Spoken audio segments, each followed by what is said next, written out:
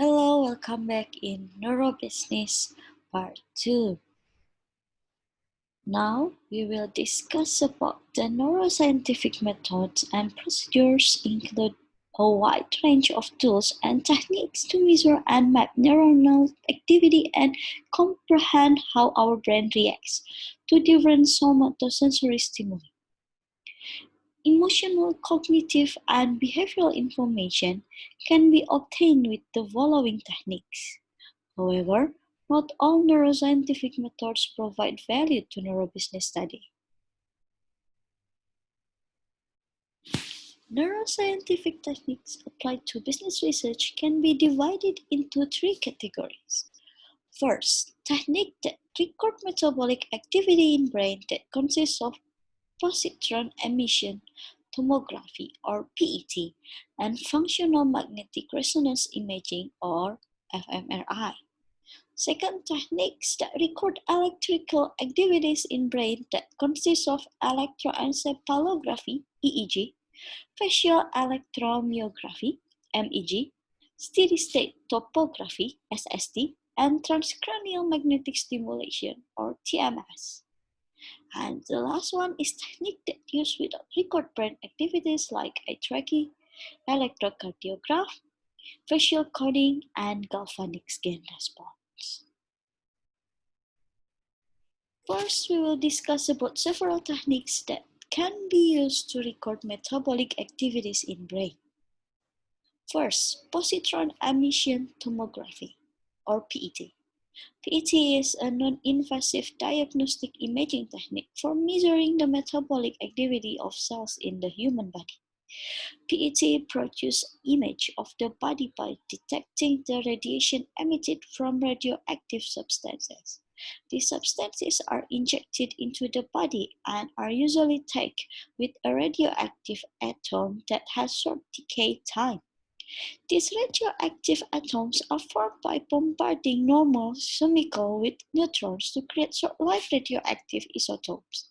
PET detects the gamma rays given off at the site where a positron emitted from a radioactive substance collides with an electron in the tissue. Second, functional magnetic resonance imaging or fMRI. This tool able to recognize an increasing in oxygen-rich blood in certain regions of the brain, which indicates increased activity if the participant is given a stimulus. By using fMRI, it can give better prediction of ad campaign results rather than by using traditional research method. Second, we will discuss about several techniques that can be used to record electrical activities in brain. First, electroencephalograph or EEG. It can measuring of brain electrical activity or brain waves to determine what parts of the brain are activated.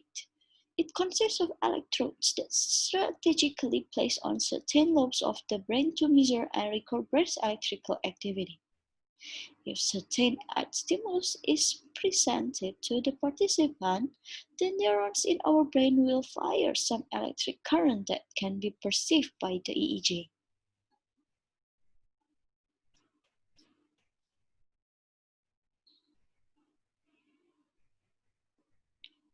Next, this is the example of EEG result of male underwear preferences.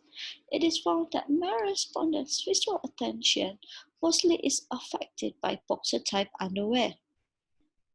And male respondents' attention, focus, and emotion mostly is affected also by boxer type underwear. Okay, next tool is facial electromyography or FEMG.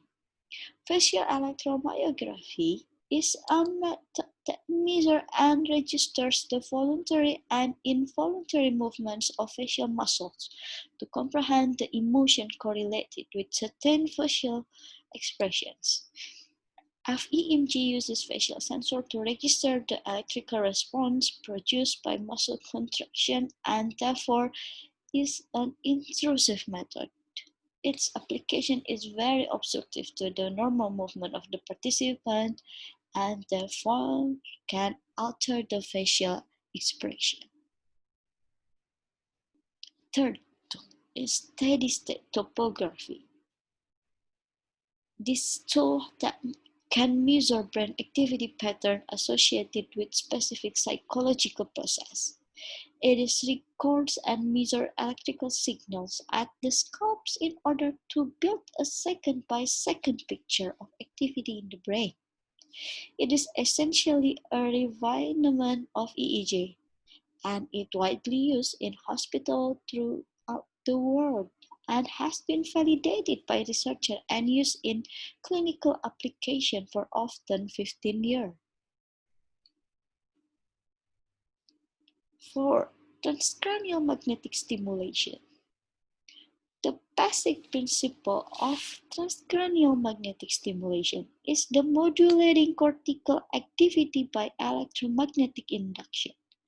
The transcranial magnetic stimulation uses two types of electric impulse, namely low and high frequency. This technique can perform temporary activation and deactivation of cortical area of interest. Lastly, is technique that used without record brain activities. First, eye tracking. It can track what a person actually sees and to which things he or she pays special attention. Possible interpretation where the person focuses on a spot for a longer time are the item is not directly understandable or the participant is so attracted to it. In eye tracking, there is heat maps. Heat maps is a view of one participant. Fixation are placed where participant looks for 100 until 500 milliseconds. And the hotter or redder colors, the more participant fixation are in one area. There are also focus maps in eye tracking as alternative visualization of participants' fixations.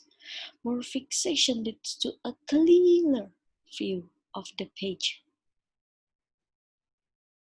And in eye tracking, we can get the gaze pet plots to see what item interests the participant and when the participant is looking at them. Second tool is electrocardiogram.